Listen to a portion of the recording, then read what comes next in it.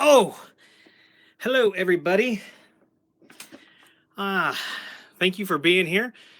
A little rough going live here, first thing, but I am Willie with H5 Technology, and thank you for being here. I've got to pull up my own live stream here so that I know exactly what it looks like. I guessed, and I think that I'm in frame. Doesn't look like it. Let me make an adjustment here real quick.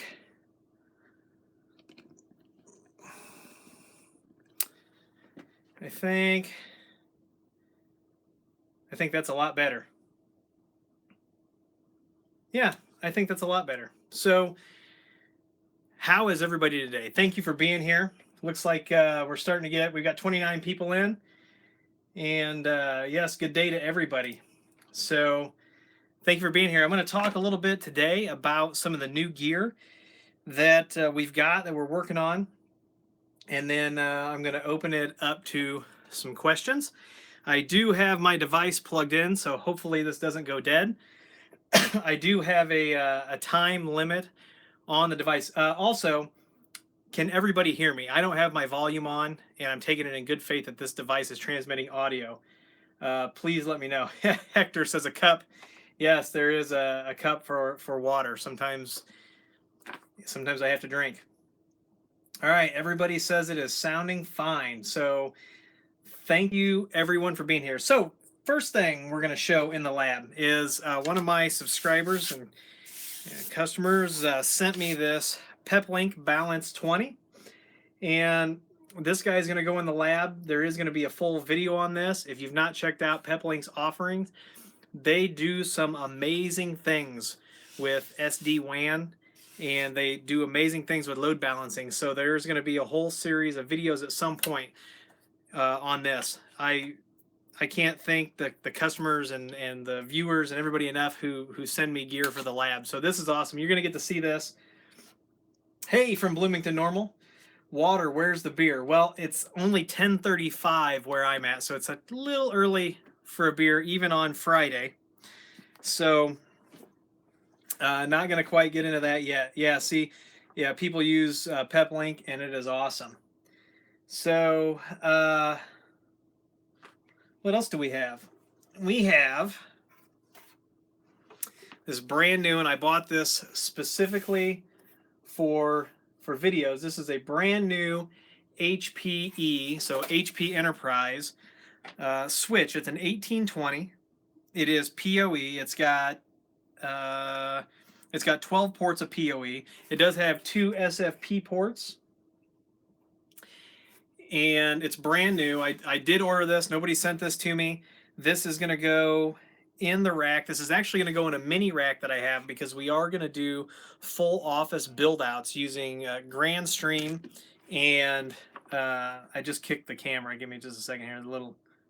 Oh, everything looks good. Okay, so this is going to go in the rack, and when we're not doing full Unify stuff and we're using other vendors, I am going to use this HP switch. I also have the Cisco switches, and I have the Extreme Network switches. So I think that I'm going to start, and then there will be, mixed videos. Of course, now all my UCM stuff is plugged into Ubiquiti switches, but seeing that Grandstream is also getting into networking, I only feel that it is fair to them, since they are my voice over IP hardware vendor of choice, that I don't always mix the Ubiquiti stuff with them. So I have had conversations, and I know that they use Cisco in their labs, but I don't want to buy brand new Cisco gear, so I will buy brand new HP gear, because this does have a lifetime warranty, and I get software updates with this. Now, I don't get phone support, but I do get lifetime hardware support. So if this thing dies in 5 years, HP is going to replace this guy.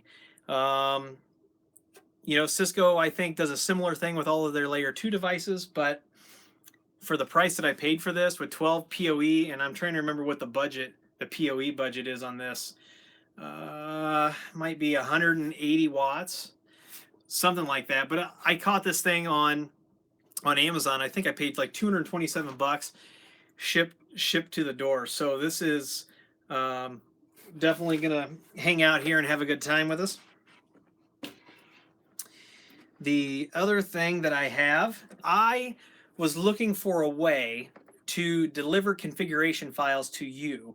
And when I'm speaking to you, that's to my customers or people that I assist. I do a lot of support for other IT solutions providers, and I just need a way. As somebody said, UB&T all the way. So no, I am not betraying Ubiquiti, but there are more than other vendors exist besides Ubiquiti, and Ubiquiti doesn't fit the bill for anything. If you saw my choosing between Ubiquiti and Cisco gear, you're going to know that Cisco doesn't fit the bill for everybody. Ubiquiti doesn't fit the bill for everybody.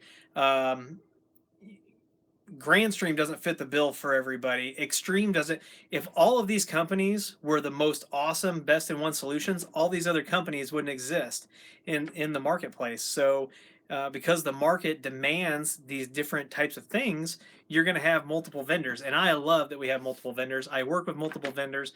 Obviously, you see that I have a few. So obviously, Grandstream is going to be my voice over IP hardware and software solution provider. And I do not see that changing unless that company falls apart. And I don't see that happening. It's kind of, I'm going to get the... I am going to get some flack for this, but I use pfSense, but I do not like putting it in front of customers that want to manage their own hardware and their own software after we hand it off. The menu system is horrible, and you've heard me say this, and I was going to use Smoothwall. It appears that Smoothwall, I had a bunch of videos recorded, but it appears that the project is not maintained. That was as of last week. I'm going to reach out, see if they're looking for a project maintainer, and if they are, we may offer to take on the maintenance of that, depending on what's going on and why it didn't seem to be available last week. Other than that, I'm looking for something that's a little bit more user-friendly. So in that case, I'm looking at like OpenSense, because, or OPNSense, however you want to pronounce it, because the menuing is not a disaster. That's the thing. The menu system on the menu system on pfSense is a nightmare. Ubiquiti, actually, let's talk about that. So they understood that their edge switches were extremely powerful, but they also understood that the menuing was a nightmare. So if you've seen the new interface, the 1.7.4 release is out. I haven't done a video on it yet, but you saw the beta. They fixed all the bugs that I talked about, but now those switches for a new beginner, it's a breeze. It's a breeze. It's easier than UniFi at this point, and the edge switch is still more powerful than the UniFi switch. Just the one thing is they will do layer 3 routing, even though it's static and you're limited to 12 routes. UniFi still doesn't do that, so I still use a ton of edge switches to offload that traffic. So I used to run WatchGuard, and I didn't like the program. You had to, at the time that I ran it, you had to have a program you downloaded to your desktop. So if that tells you how many years ago that was, and then the icons were huge, enormous, and I was like, am I 80? But then their policies and the way I just didn't really care at the time how they laid things out. I know a lot of companies use WatchGuard, and WatchGuard provides a UTM. So once again, Ubiquiti doesn't provide the UTM. They do have IDS, IPS, but that's a far stretch from UTM. So. And I don't know that I'm actually a fan of keeping everything in one box, because that's not really defense in depth. That's putting all of your eggs in one basket and waiting for the semi to run it over. There's a lot of different ways to cook this goose, to pluck those feathers, whatever you want to say. All right, so back to my what I was talking about before I got off on my tangent. And thank you everybody who's in here and who's giving me a thumbs up. And oh, spare ribs, man. Spare ribs, that sounds awesome. I think my wife, I think we're having tilapia and broccoli for supper, because I've eaten too many spare ribs, and my wife wants to make sure that I get to keep making these videos for you for the next 20 years. So I probably will have a beer, though. I'm gonna have to go somewhere and get a beer. Anyway, so I needed a secure way. I need a secure way to get files to customers, to other people that I'm helping, and I don't always want to rely on Google, because they don't need to see what's going on. As much as I think Google may have our best interests at heart, we are still, it's still the Google Cloud. So what I've done is I've made a little investment and I've purchased a couple of these Synology DS. This is the 18 DS 918 Plus. And if you haven't seen this box, this is a powerful little box. It's not super inexpensive, and I am going to do a build video of this. I'm going to film that, and it'll be out next week. And there's not really much to it, but what I'm going to do is I'm going to use this, and if you use my services, you will get a shortcut to a link that is actually, I will control this, that is on premise, and the hard drives are going to be fully encrypted. We'll run encryption end to end, and you will log into this with a username and password that I give you.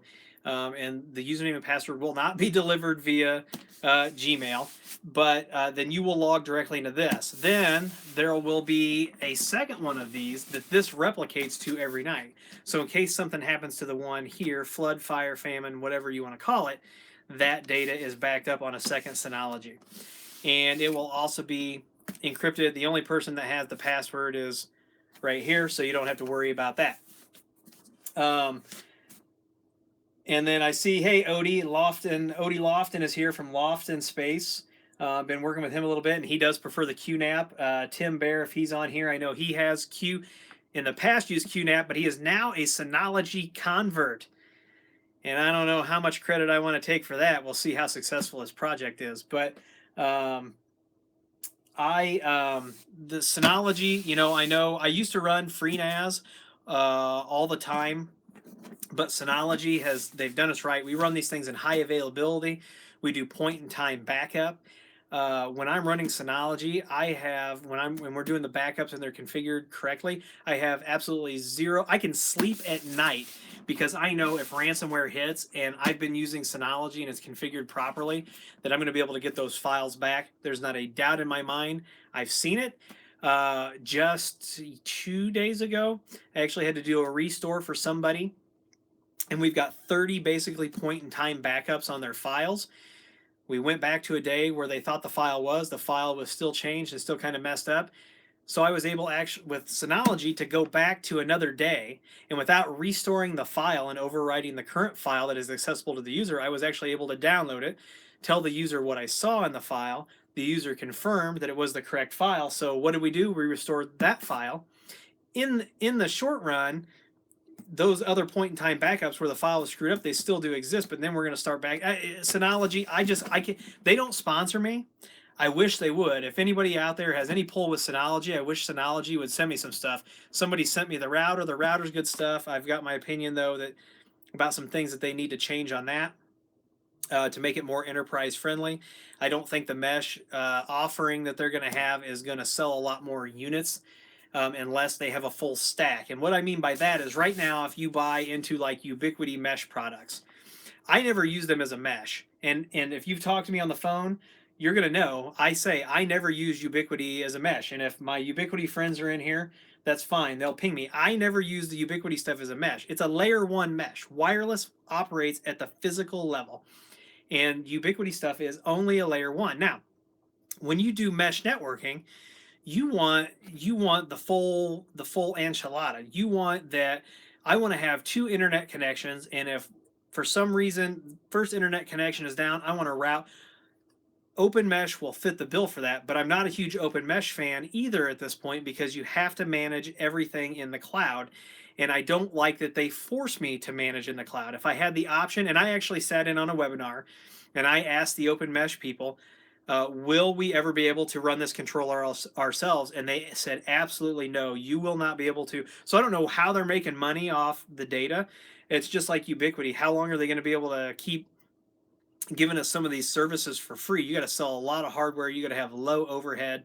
We could talk about how they staff things. That's a whole different conversation. But it's just anyway. So anyway, Synology is my storage provider of choice. If somebody tells you that Synology can't do something, it's because they're looking to sell you something that that is more expensive and probably has crazy licensing. And I'll tell you, there are places on the Synology where you have to buy licensing if you run the Mail Plus server, if you run the Presto file server. Did I say the email server?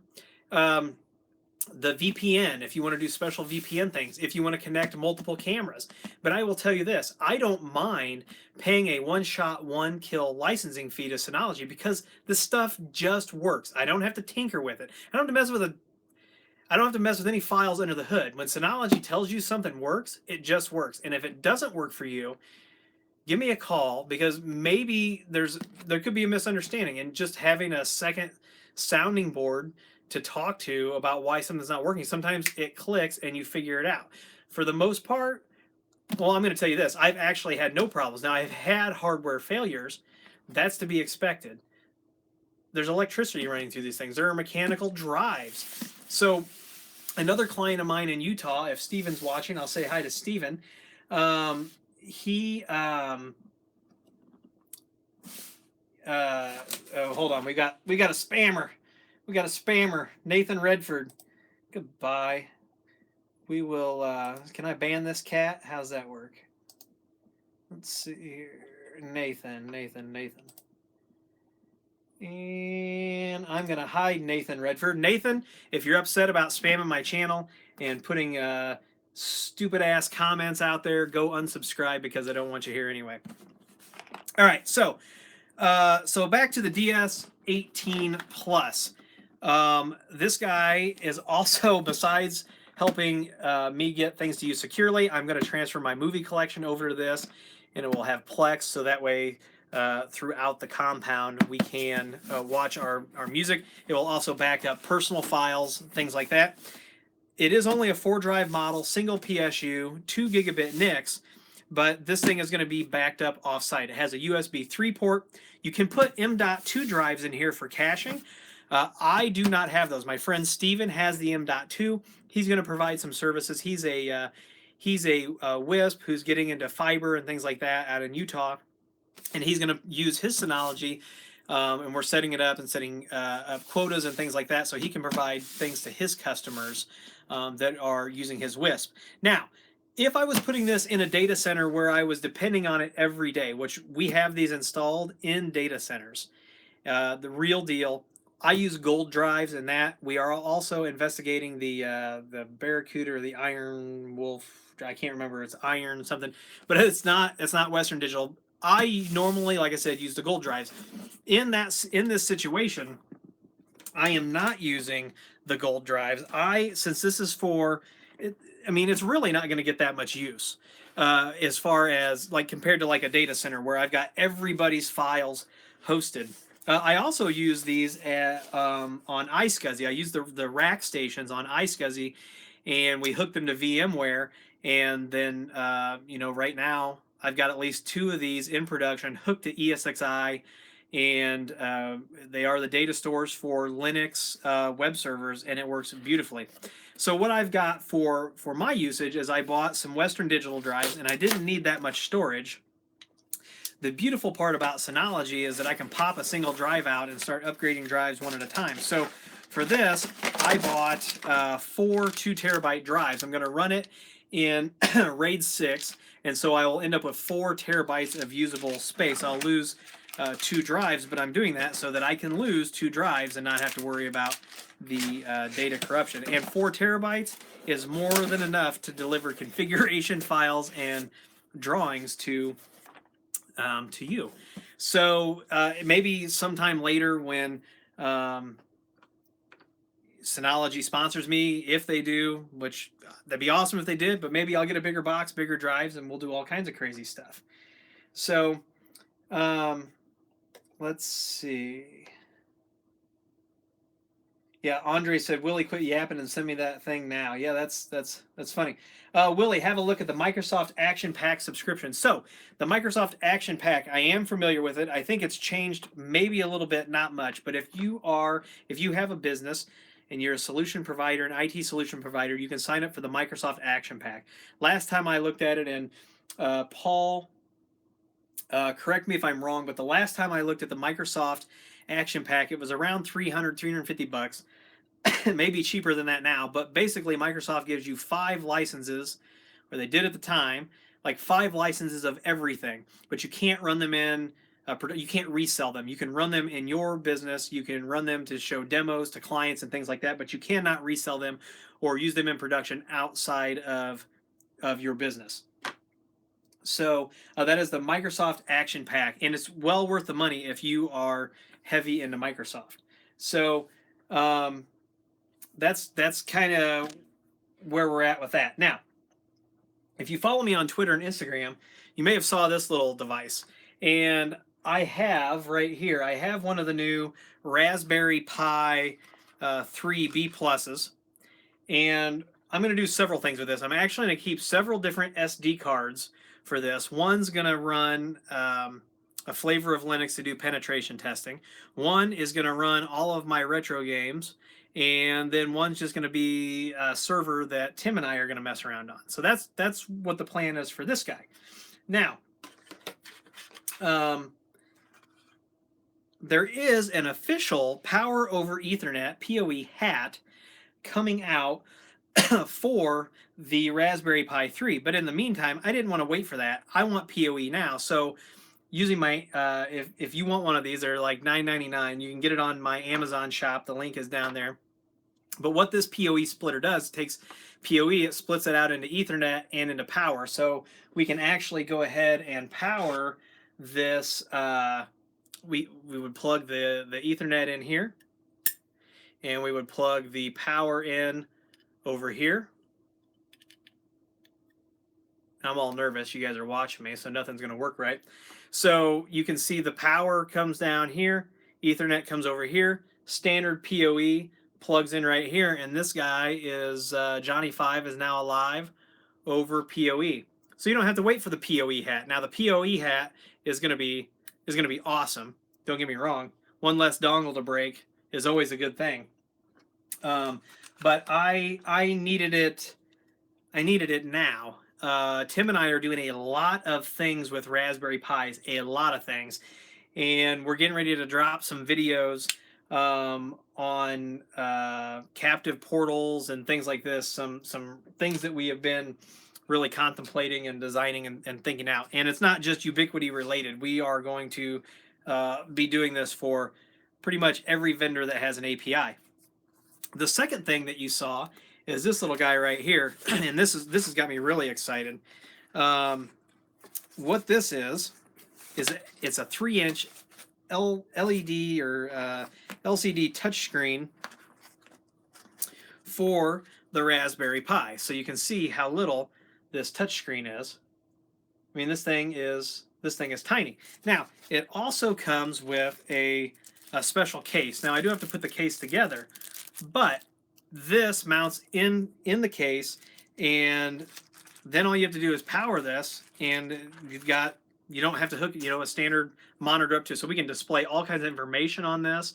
If we have a web page to display something, you can have it automatically load to this. This is going to be awesome. I will do there, of course. If you don't follow me on Twitter and Instagram, you should, because throughout the week, sometimes it's easier for me to post these little pictures of things that I'm doing instead of doing a video on it. And then if you're not in the newsletter, you can go to h5llc.com, sign up for the newsletter, and the newsletter will keep you in touch with me if anything ever happens to the YouTubes.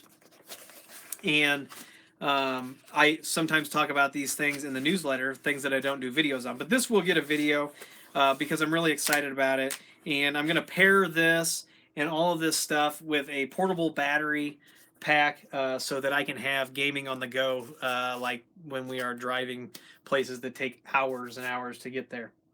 So this is exciting. Good stuff coming up. I'll do some YouTube videos on it if you're all interested. I figured you would definitely be interested in the Synology build because then you'll get to see the software kind of behind the scenes. So, all right, so let's see. Let me take a few questions before I go back to the hardware here. Let's see.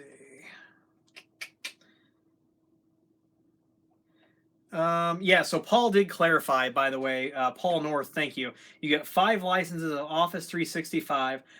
$120 worth of Azure credit. And if you've never priced putting anything on the Azure cloud, holy cow, hold on to your saddle, strap in. Azure is expensive.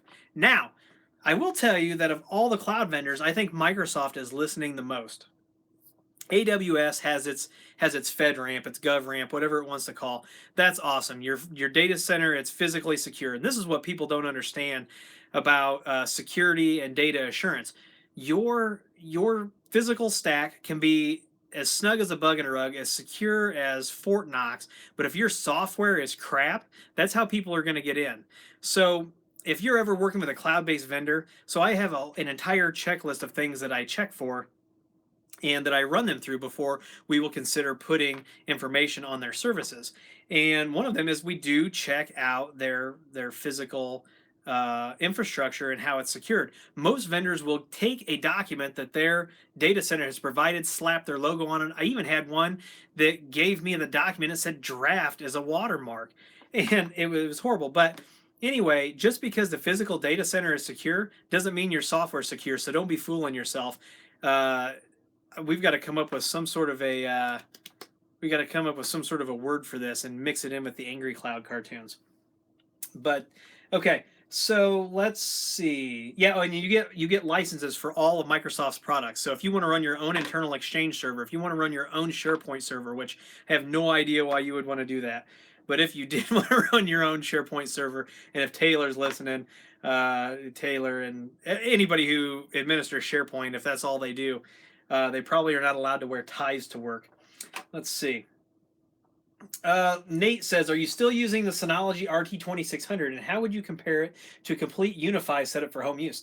The Synology RT2600 it's about on par with a UniFi. And why I say it's about on par is if it could do actual multiple VLANs internally and VLAN routing with the packages that Synology, because Synology had IDS, IPS before Ubiquiti did. You can also hook printers up. You can do download station. You can do all that stuff right on the router. So as far as the software and the functionality that they provide, I'm telling you that if Synology were to spruce up some of these features that we've been talking about, they could sell a lot of routers and they would compete directly with UniFi. Synology, it's all in one. Then they're going to have where you can do the mesh and all that, whatever. But everything is software driven, and once Synology figures out what people really want, some of these other vendors should be looking over their shoulders.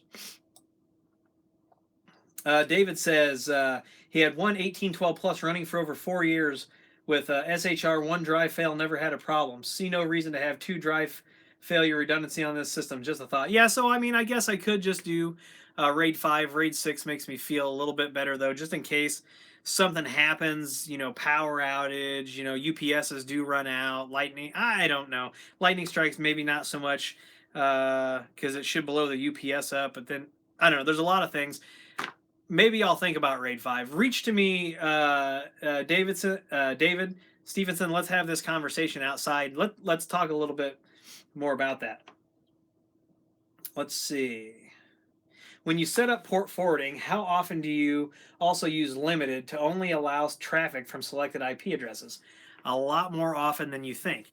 So that question was from Martin, and forgive me, I cannot pronounce your last name, but it is from Martin in the chat. Especially when you have to open SSH or a web interface. We also do this for Synology where we're providing remote backup. We always limit the IPs that can connect to those services. Always. Without a question, we always limit those. Now, one thing that I want from Ubiquiti is I want to be able to filter the source on fully qualified domain name, because some places they may not need a static IP, but I'm going to make them pay $20 a month for a static IP so I can, no. Firewall providers, by and large, need to support fully qualified domain names on firewalling. They support it on the VPN. And I know it's something to do with the stack underneath, but I think enough people want it and enough people expect it, especially in a world where all of the providers mostly own IP version 4 at this point. Anyway, Zach Sideways says, does anybody know a trusted source besides forums for learning about the nitty gritty stuff with networking? Join our Discord channel. If you go over to h5llc.com, click on the forum link. Charlie is our administrator. He does an awesome job. You're going to find all kinds of experts in there. And occasionally I pop in and we'll feel free to, we'll answer most general questions. If it gets into where like we're building your network for you, that's a little bit of a gray area. But come on over to the Discord channel. We'll help you out. Let's see, what else? Zakabo, I have a VLAN for security cameras which connect to my Synology box. I don't want the cameras to be able to connect to the internet. I need DHCP on the network. How would I set up a firewall rule to block? So, first of all, I got to know what kind of a router you have. Okay, somebody asked me, how well do you consider security for UniFi Video? I think UniFi Video is a decent product. I think they need an expanded line of cameras. I'm pushing for license plate camera. I've got the Flex. I can't do a review on it because it's technically still in beta.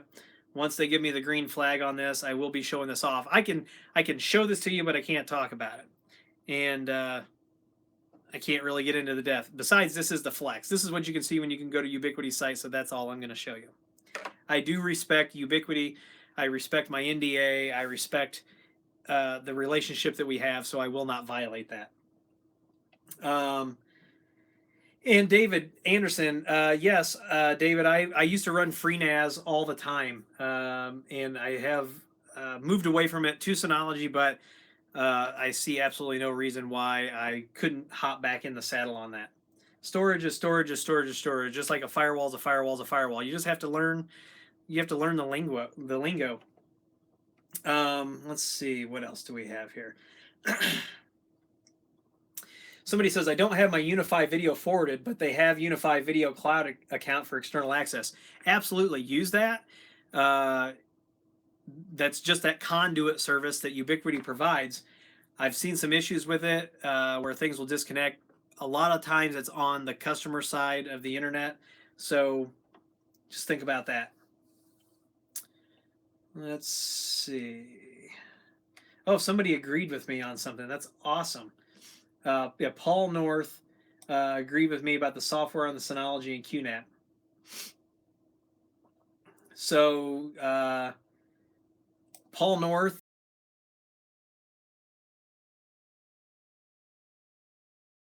customer QNAPs. Having pfSense built in as a package is not enough to sway me to switch to QNAP. Sorry. Let's see.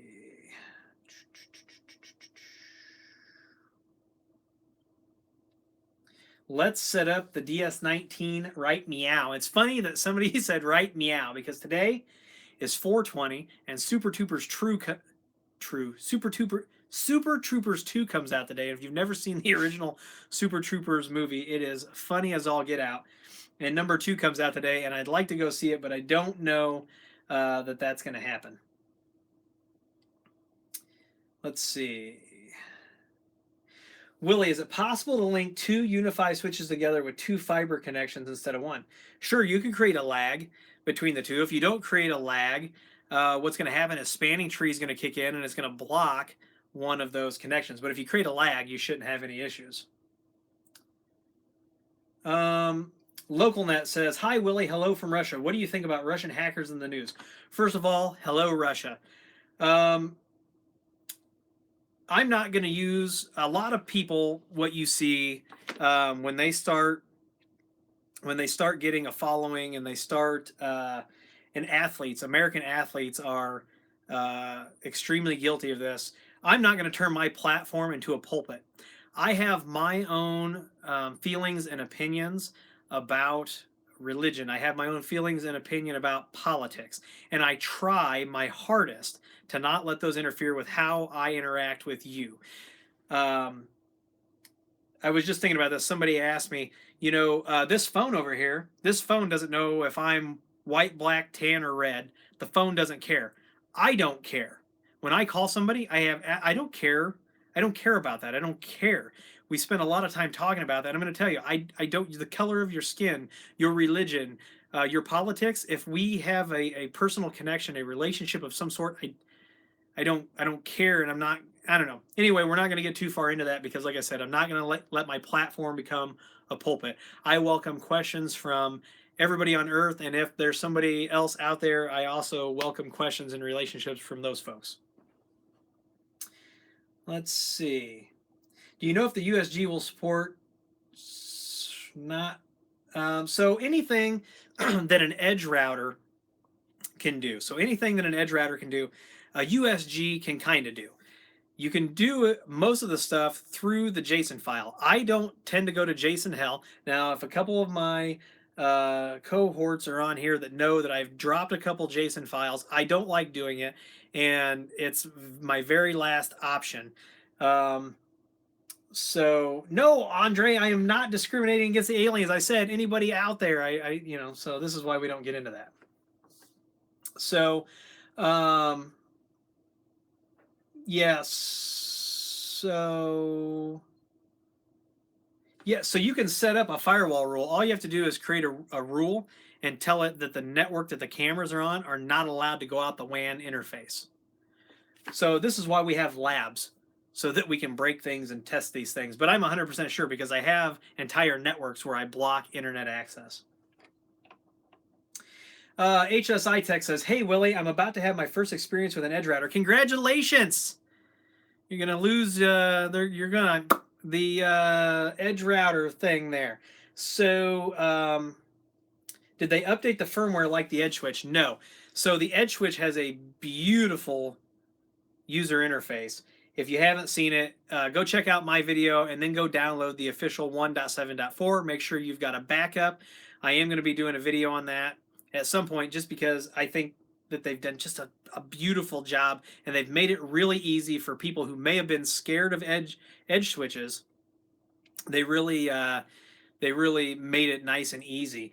Now, I don't know if they're going to do that for the edge router. So I don't know. I haven't heard, and I would think they would, but like I said, I don't know, but I hope they do.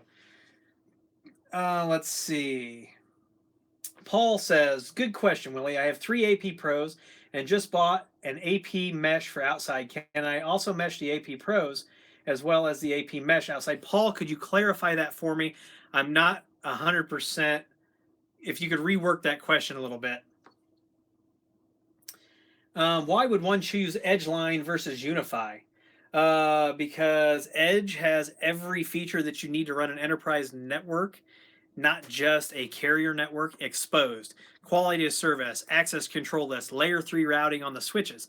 These Edge switches run the Edge OS underneath, but it's obscured and hidden by the UniFi so that you can have your pretty UniFi interface, your simple, streamlined UniFi interface. Now, UNMS is doing an awesome job of bridging that gap, but I can do so much more with an Edge router and an Edge switch than I can with UniFi, that I still default back over to Edge for anything that's it's not even complicated. It's basic features, layer 3 routing on a switch. I'm going to go with Edge. Now, I do take the Edge switch and integrate it into a UniFi network. I just had this conversation with a client right before this live stream, where when you have a lot of cameras and stuff, because UniFi, USG, your USG to your Edge switch, by default is doing router on a stick. So any traffic between VLANs has to get routed through that USG. You've only got a 1 gig connection between that, a USG 3, a USG Pro,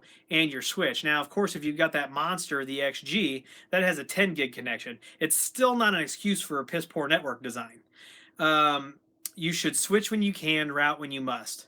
And I live by that. So, what you want to do is you want to throw an Edge switch in, and you have a VLAN on there that has an interface in the same LAN as your USG, and then you set up your camera VLAN on the edge switch, and then you just have a static route that points all that traffic over to the edge switch, and let the edge switch handle all the broadcasting and all that crap that's going on, so it doesn't go over that 1 gig connection.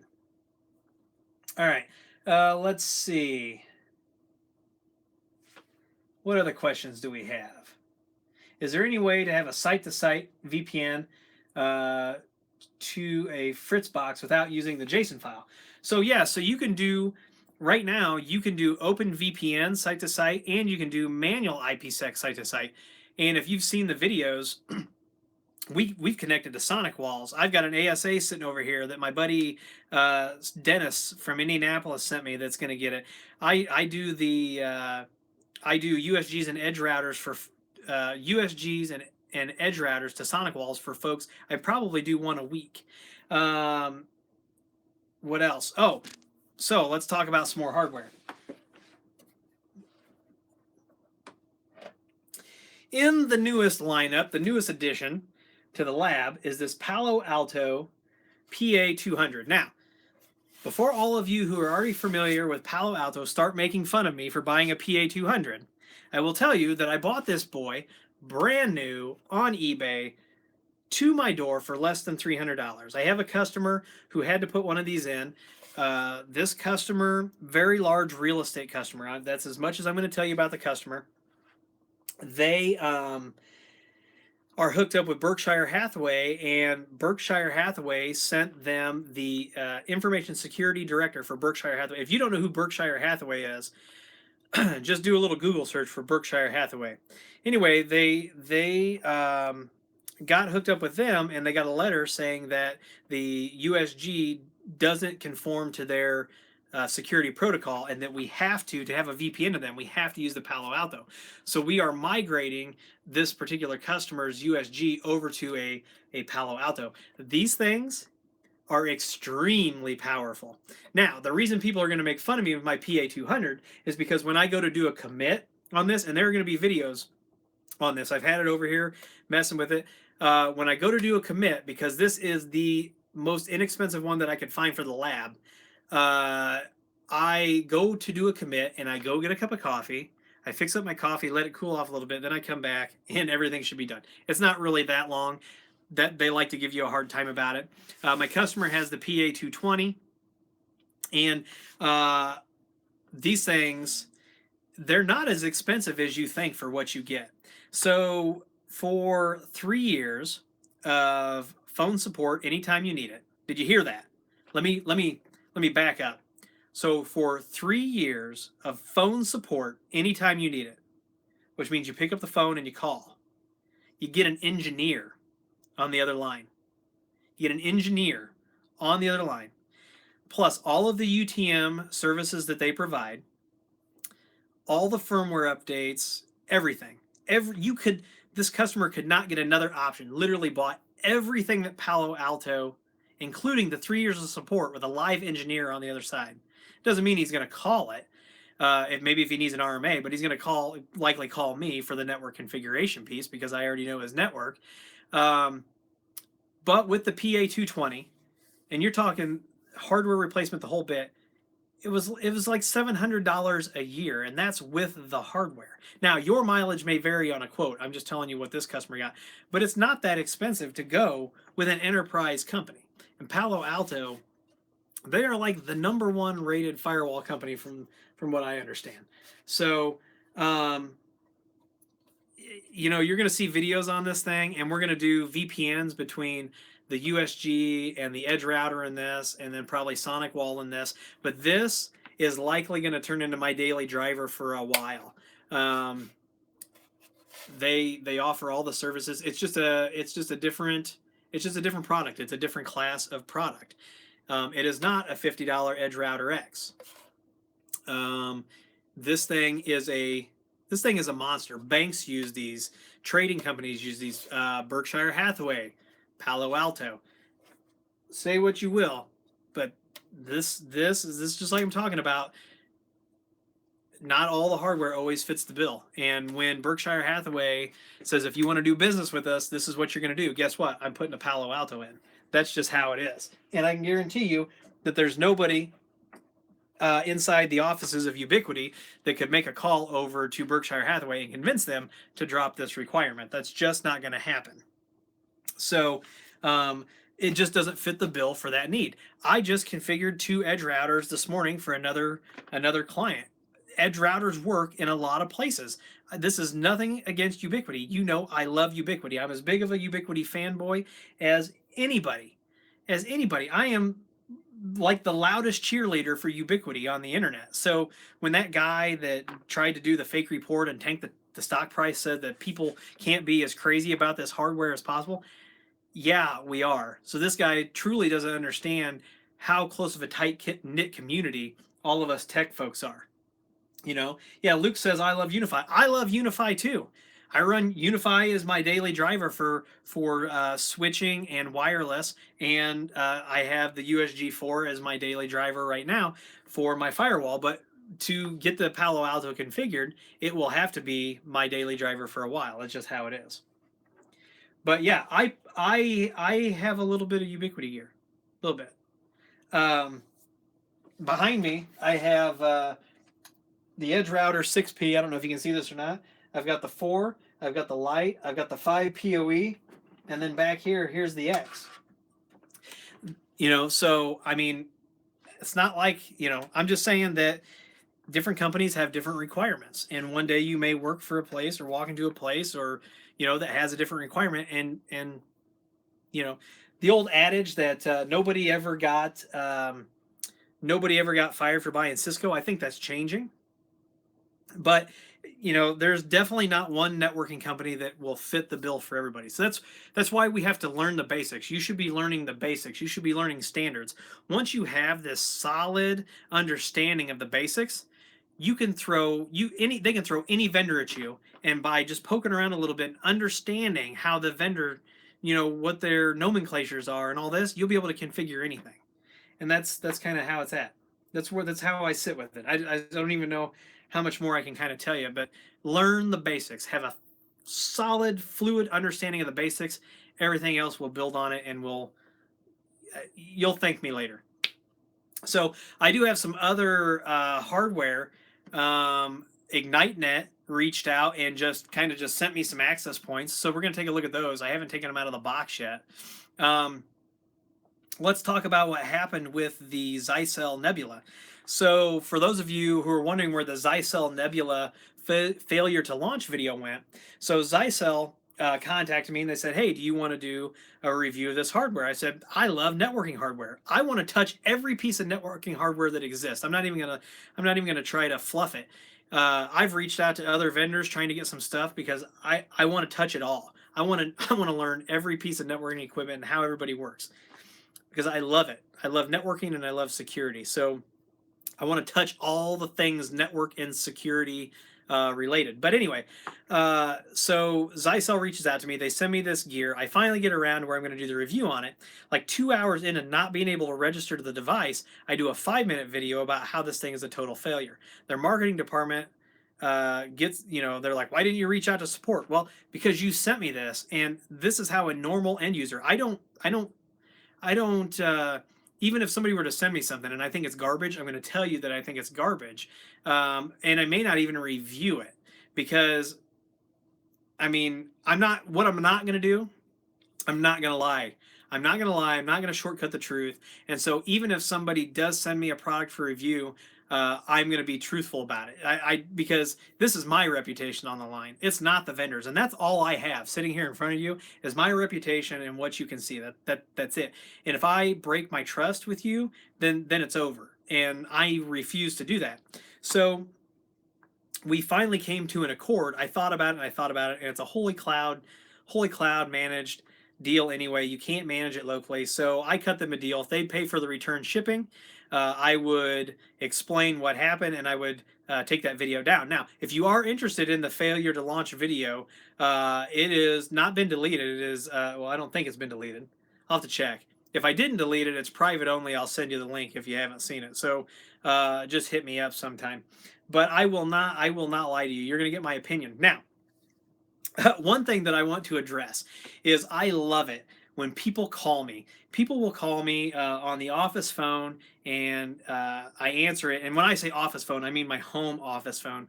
Or they'll email me and we'll set up a time to talk and all that. And I love it when I talk to somebody and they start giggling, and I'm like, hey, what's going on? They're like, you sound exactly like you do in the videos. This, what you're getting right here, you can ask anybody that interacts with me.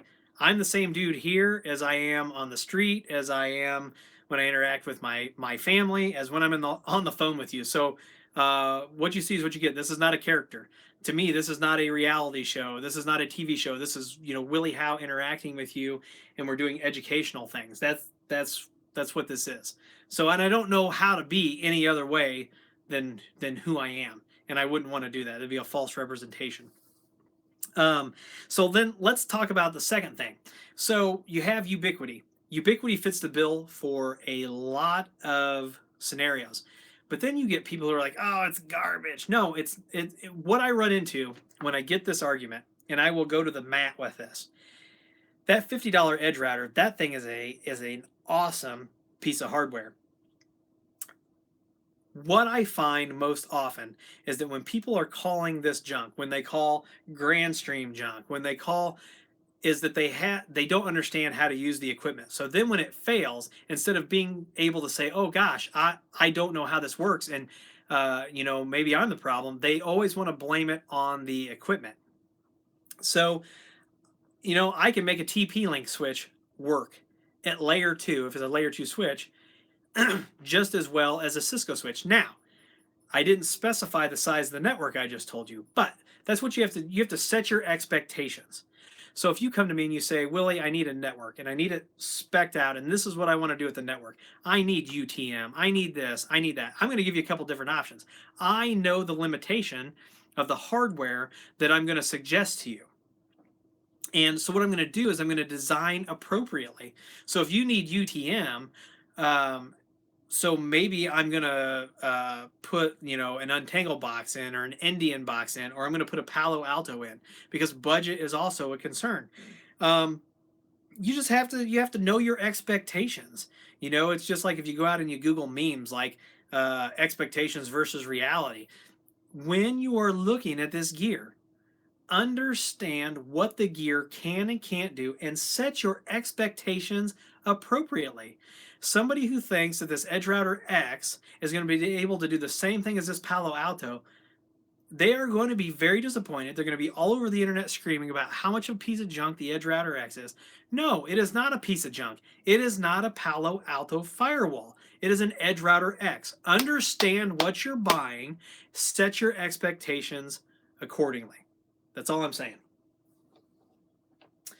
All right, so looks like we've got some more spam coming in. Does that mean we're getting popular if we keep getting the spam messages in there? I don't know. Anyway, I want to let you know that we're a little over 21,000 subscribers, and I do appreciate every single one of you. I've got a USG we're going to give away at 25,000 subscribers, and I've got another net tool we're going to give away. And here's what I'm going to tell you, is that whether I have 25,000 subscribers, 100,000 subscribers, or 1,000,000 subscribers, this is the same dialogue we're going to have. You're still going to be able to call Willie Howe, get Willie Howe on the phone. You're still going to be able to email Willie Howe, get an email response from Willie Howe. You're still going to be able to go into the Discord channel and have a Discord conversation with Willie Howe. I don't care how many subscribers I have. I'm not going to act any differently. And I have made my wife promise me, and my friends, that if I ever act differently once I hit 100,000 subscribers or 1,000,000 subscribers, that they're going to bring me back down to earth. That's just not going to happen. David Anderson wants to know, how do we get the t-shirt we're making? So Tim is going to modify the website. Just so you know, I wish I could show you this right now, but I don't want to spoil it. Tim is working on a do you hear that? So this is live. Somebody's calling. Oh, they hung up before we had a chance to answer. So this thing will ring for like 30 seconds. I got it set up to ring for 30 seconds before it goes to voicemail. That was not 30 seconds. So maybe that person was for Expinology. He's got a great YouTube channel. You can find him if you're at my channel, I got him Water IT Crowd. He's on the list. Go check out Unky Joe. Give him a subscribe. Give him a like. He's got a couple of talks that he does where he just talks to you like I talk to you, like a normal person, and explains things that are not IT. And I love those segments that Unky Joe does. So hi, Unky Joe. And Unky Joe and I both have a passion for headgear. And I think I'm going to end up sending him a hat if he'll wear it. So anyway, the phone, if you know the phone number, it's 1-309-446-00IT. I did get that. 1-309-446-00IT or 0048. If you want to call in right now, you're going to get the IVR. You're going to push the number 1. It's going to ring my office phone. So if anybody wants to call in right now, I'm going to put that that number over here in the in this, and we will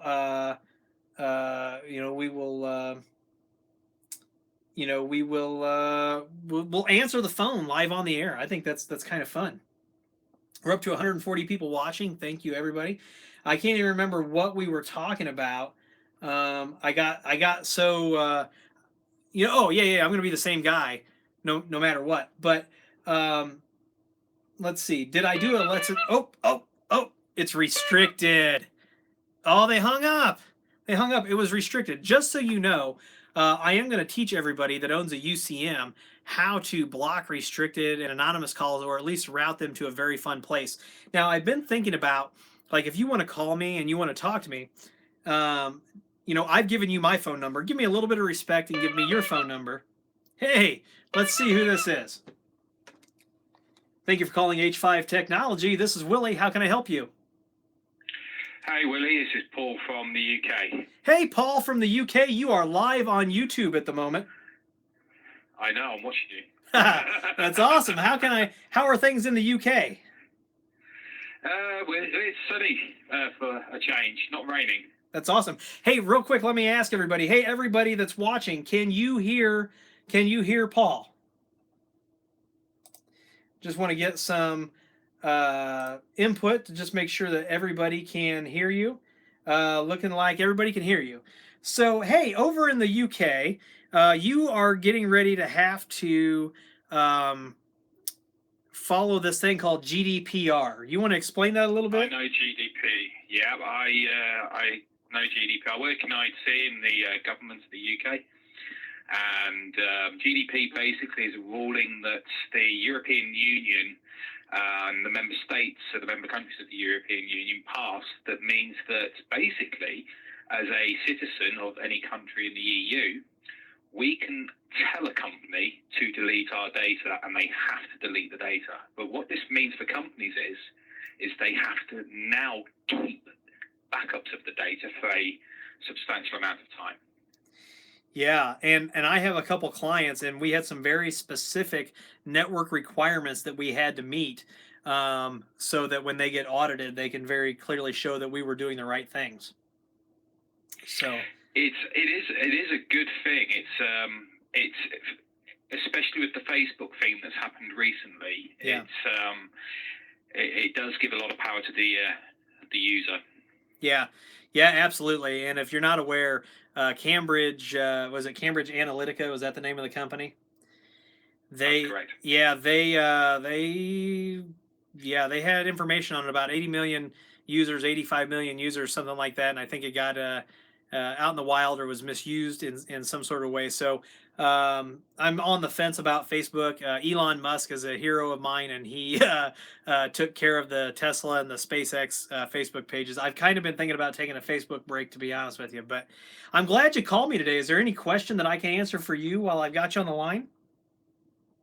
No, just keep up the great work, and enjoy watching your content, Willie. I appreciate you. I'll talk to you soon. All right, that was Paul. And so anyway, I'm going to show you how on a UCM device that you can, we can set up some things to route those anonymous phone calls somewhere else. And I was actually thinking about maybe routing my anonymous phone calls. Now, you tell me if you think, if I can't even get it out without laughing. You tell me if you think this is funny. I was thinking about routing my anonymous phone calls to the Disneyland help desk. Thank you for calling H5 Technology. This is Willie. How can I help you? Hi, Willie. This is Seth Bush with Hotspot Interactive LLC from Ohio. I was just watching your video. I thought what you're doing is really great. Do you want to hear a story? Well, first of all, I want to thank you for calling, and you are live on the air. So if you're watching, you do know that. And I want to thank you for being a subscriber. And yeah, let's hear a story. So I'm working, as I stated earlier, I'm working for I'm trying to break into a petroleum field, which is incredibly, as you probably know, it's incredibly reputable and very distinguished field to be in as an information technology consultant, correct? I actually knew somebody that worked for a petroleum company, and when I met with him, I didn't know if he was going to be in Texas, Indonesia, Jamaica. They paid this man very handsomely. Yes. So basically, these owners took over a new gas station over here in northwest Ohio, and basically what they had is they had this little Linksys EA1200 router. You're familiar with what those were, right? Those little pieces of crap. Yep.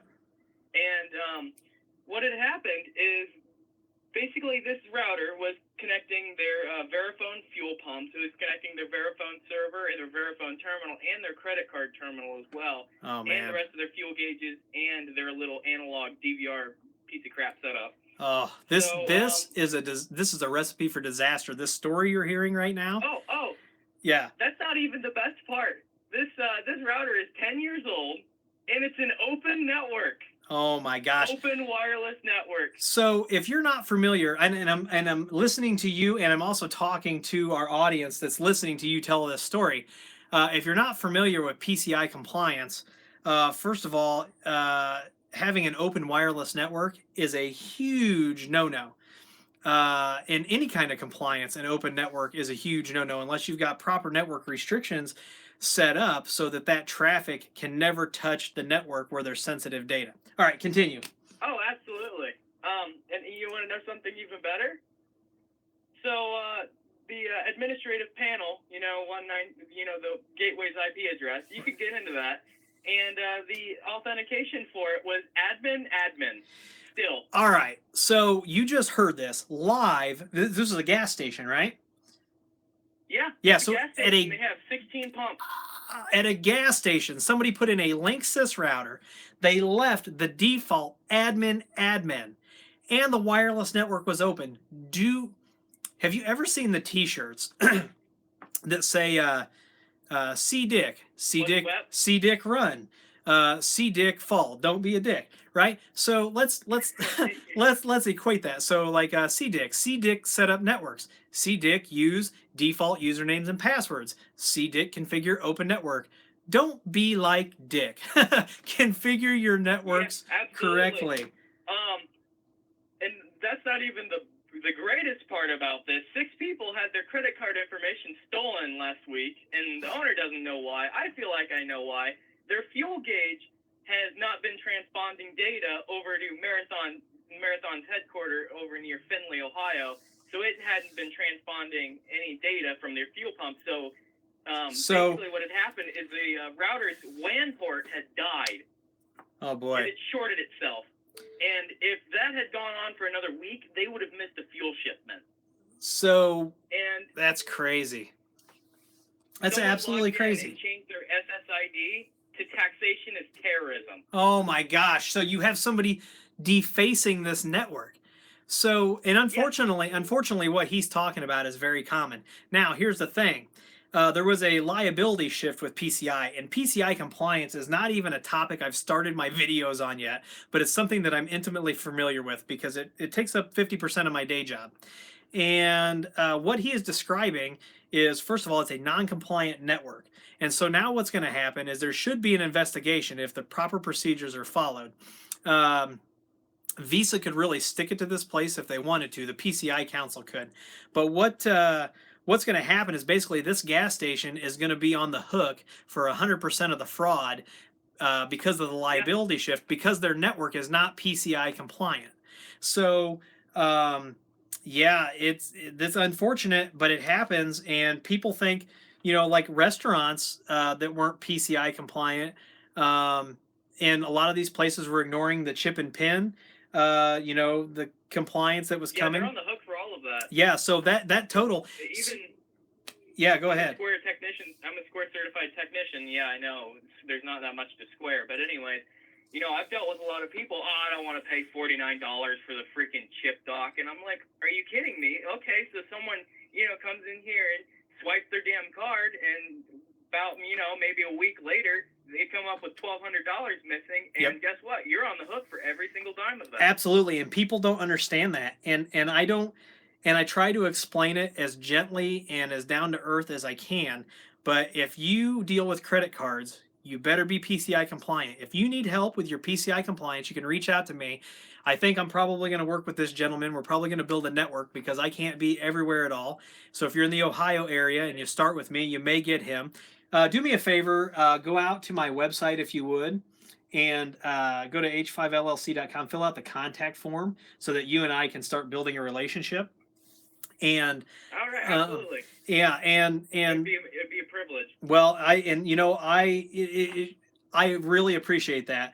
And I can't be everywhere, but I can talk and hire good people and make sure that we're doing the appropriate things, because that company could have spent $49. And I'm sorry to cut you off. I'm going to go ahead and hang up the phone real quick, and I'm going to finish explaining this. Just one more thing. I just wanted to say that I absolutely love your videos, but with that gas station, I set them up with a temporary loaner router and locked everything down. I'm going to set them up with a ERX 6-port SFP in case Spectrum decides to bulldoze Main Street and put in fiber. So well, and I don't blame you there. And all I would say is that you are probably saving them a lot of money, and I hope that they recognize the work that you've done. They have an official petroleum technician. He's not an IT consultant by any means. He's strictly working with pumps and stuff. But he came in after I had done what I did. I didn't realize that I was supposed to reboot their fuel gauge afterwards because it wasn't properly transmitting data. And this man who works with over 1,200 gas stations across the continental United States, oh man, as an IT consultant starting out, it was so great to realize. He told me, you did a great job and you did a best practice thing, and I'm glad you're here. And that just made me feel so great. Yep, document. You want to keep absolutely document all the things. Ask for permission. Write everything down. Yep, absolutely. Well, thanks for calling in, and make sure you reach out to me, and we're going to see how we can help each other. All right, thank you, Willie. Thanks. I really appreciate it. I appreciate you. Day. Thanks. Bye-bye. Bye. All right, so there was another call. So somebody said to check my Twitter account. Did I get hacked or something? Did my Twitter get hacked? So I got my trusty, dusty phone out here. And let's see, check my Twitter account. 5 new interactions. Let's see. What is it saying on my Twitter? Hey, somebody watching live from Luxembourg. Man, I look even uglier on a large screen TV. Hey, Grandstream. Hey, that's awesome. Hey, let me answer this. Thank you for calling. In the chat. Hello. Thank you for calling H5 Technology. This is Willie. How can I help you? Hey, can I tell you a story, please? I'm a subscriber of yours. Sure. Thanks for being a subscriber. All right. So one time, my dad abused me. He ran. So, when you put your phone number out there, sometimes you'll get folks out there that like to call and abuse that privilege. But I do have the caller ID from that phone call, so we'll make sure we do something real special with that phone number. All right. Is that the phone you were supposed to destroy at 5,000 subscribers? This is one of the phones that I wanted to destroy at 5,000 subscribers. So my Twitter, Unky Joe is following me now on Twitter. Thanks for everybody. You know what's funny is that was probably the dude who probably just tried to prank phone call me. Probably works for like Cisco or some other company I'm not showing love to right now. So, and if you're in the chat, let me know who you were. So we'll have a conversation too. So let's see. Yeah. So if you don't know, your gas pumps, the gas pumps have a very short timeline now in which they are supposed to be chip and pin compliant. Now, MasterCard actually has a program that started in Africa where they are going to put a fingerprint reader, a thumbprint reader in the, we're going to go ahead and hit do not disturb here real quick so we can finish this up because I've only got a few minutes left. So we are going to go into do not disturb. I do have an appointment here coming up. And I don't know if my device died. Did the live stream die? Hello? Live stream died, huh? Oh, no. Can you hear me? Oh, you can hear me. All right.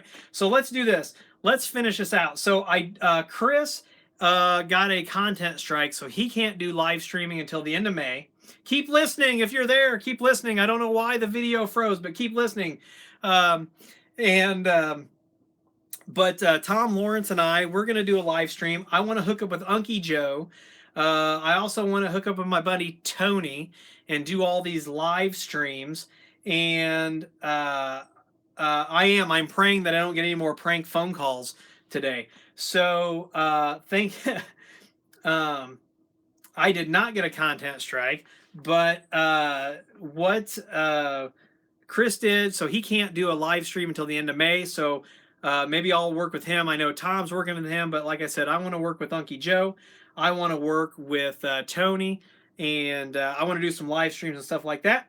So I want to thank everybody for being here. If you want to get any of that gear that we talked about, the Amazon store is down there. Please give me a thumbs up. Please subscribe. Please comment and share. And as always, we will see you in the next video.